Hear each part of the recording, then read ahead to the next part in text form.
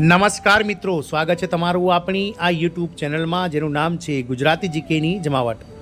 તો મિત્રો, દેશના કરોડો લઘુત્તમ વેતન ધારકો માટે સરકાર દ્વારા મહત્વના સમાચાર બહાર પાડવામાં આવ્યા છે અને સરકાર દ્વારા કરોડો લઘુત્તમ વેતન ધારકોના દૈનિક વેતનમાં વધારો જાહેર કરવામાં આવે છે। તો આજના વિડીયોમાં વિગતવાર જાણીએ કે કેન્દ્ર સરકાર દ્વારા લઘુત્તમ વેતનમાં અલગ અલગ શ્રેણી કેટેગરી પ્રમાણે કર્મચારીઓના વેતનમાં કેટલો વધારો કરવામાં આવે છે અને આ વધારો ક્યારથી લાગુ પડશે તેને લઈ અને વિડીયોમાં વિગતવાર ચર્ચા કરીએ। તો વિડીયોના અંત સુધી તમે બન્યા રહો અને જો ચેનલમાં તમે નવા હશો તો અમારી ચેનલને તમે લાઇક શેર સબસ્ક્રાઇબ કરી બાજુમાં રહેલું બેલ આઇકોન દબાવીને ઓલ નોટિફિકેશન ઓન કરો, જેથી કરીને ચેનલ પર મૂકવામાં આવતા વિવિધ ભરતીઓના નોટિફિકેશન, વિવિધ ભરતીઓના પરિણામ, જીકેના વિડીયોઝ તેમજ સરકારી કર્મચારી પેન્શનર્સ અને યોજનાઓને લગતા પરિપત્રો તમને સરળતાથી ચેનલના માધ્યમથી ઉપલબ્ધ થઈ જાય।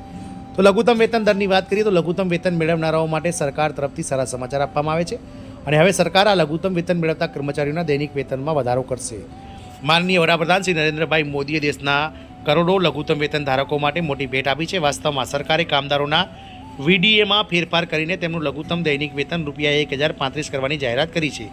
આ જાહેરાત બાદ કામદારોને દર મહિને કેટલા મળશે તેના વિશે જાણીએ તો મિત્રો, વડાપ્રધાન નરેન્દ્ર મોદીએ અસંગઠિત ક્ષેત્રમાં કામ કરતા લાખો લોકોને મોટી રાહત આપી છે।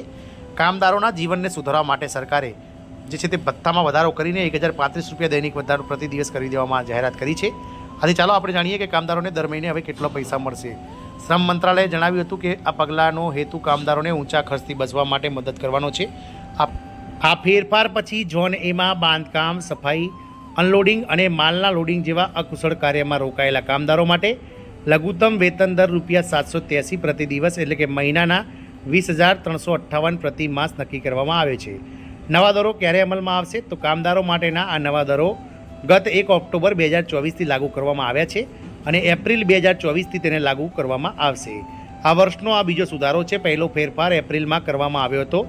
અર્ધકુશળ કામદારો માટે લઘુત્તમ દૈનિક વેતન જે ₹868 હશે એટલે કે દર મહિને તેમને ₹22,568 માસિક વેતન ચૂકવાશે, જ્યારે તે કારકુન, કુશળ ચોકીદાર અથવા ગાર્ડ માટે એટલે કે સ્કિલ્ડ કર્મચારીઓ માટે ₹954 પ્રતિ દિવસ એટલે કે દર મહિને ₹24,804 માસિક વેતન બનશે। અત્યંત કુશળ અને સશસ્ત્ર ચોકીદાર અથવા ગાર્ડ માટે એટલે કે મિત્રો એકદમ જેને કહેવાય કે મિત્રો એકદમ સ્કિલ્ડ જે કર્મચારીઓ છે તેમના માટે લઘુત્તમ વેતન દર ₹1035 પ્રતિ દિવસ એટલે કે મહિનાના ₹26,910 પ્રતિ માસ પગાર હશે। વીડીએમાં વર્ચ્યુઅલ ડીએમાં વેતન વધારાની જાહેરાત કરીને સુધારો કરવામાં આવે છે, જે 2024 એપ્રિલમાં કરવામાં આવ્યો હતો। લઘુત્તમ વેતન દરને ચાર શ્રેણીમાં વિભાજિત કરવામાં આવે છે, જેમાં એબીસી એટલે કે અકુશળ, અર્ધકુશળ, કુશળ અને ઉચ્ચ કુશળ એટલે કે સ્કિલ્ડ, સેમી સ્કિલ્ડ, અનસ્કિલ્ડ અને મિત્રો જેને કહેવાય કે મિત્રો અનસ્કિલ્ડ કર્મચારી। શ્રમ મંત્રાલય દ્વારા જણાવવામાં આવ્યું છે કે સરકારે લઘુત્તમ વેતન દરમાં વધારો કરી અને ચલ મોંઘવારી ભથ્થું એટલે કે વર્ચ્યુઅલ ડીએનએસ એલાઉન્સમાં વધારો કરીને કામદારો, ખાસ કરીને અસંગઠિત ક્ષેત્રમાં કામદારોને સહાય પૂરી પાડવા માટે એક મહત્વપૂર્ણ પગલાંની જાહેરાત કરી છે। મુખ્ય શ્રમ કમિશનર સેન્ટ્રલની વેબસાઇટ CLC.gov.in પર લઘુત્તમ વેતન દરોની સંપૂર્ણ માહિતી આપને મળી જશે। વેતન દર વર્ષમાં 2 વાર સેટ કરવામાં આવે છે। કેન્દ્ર સરકાર દ્વારા 6 મહિને ઔદ્યોગિક કામદારોના કન્ઝ્યુમર પ્રાઇસ ઇન્ડેક્સ CPIમાં સરેરાશ વધારાના આધારે વર્ષમાં 2 વાર વર્ચ્યુઅલ ડીએનએસ એલાઉન્સ એટલે કે VDA રિન્યૂ કરે છે।